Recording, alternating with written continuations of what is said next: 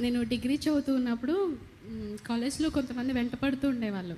వాళ్ళ నుండి తప్పించుకోవడానికి నేను బ్రదర్ ఒక పాస్టర్ గారికి ఫోన్ గిఫ్ట్‌గా ఇచ్చారు. ఫోన్ గిఫ్ట్‌గా ఇచ్చినప్పుడు ఆ పాస్టర్ గారు ఈ ఫోన్ సరిగ్గా పనిచేయట్లేదని నాకు అమ్మేశారు కొంత అమౌంట్‌కి. అది నేను ఫోన్ కొనుక్కున్నప్పుడు అందులో కాంటాక్ట్స్ అన్నీ అందులోనే ఉండిపోయాయి. ఆ పాస్టర్ గారు ఏం డిలీట్ చేయకుండా నాకు ఇచ్చేశారు. నా వెంటపడే వ్యక్తుల దగ్గర నుండి నేను తప్పించుకోవడం కోసం ఫోన్ ఇలా స్క్రోల్ చేస్తున్నాను. ఎవరి ఫోటో అయినా కనిపిస్తుందేమో వాళ్ళకి చూపించి తప్పించుకోవచ్చు అని ఫోన్ ఇలా స్క్రోల్ చేస్తూ ఉంటే చాలామంది ఫొటోస్ ఉన్నాయి.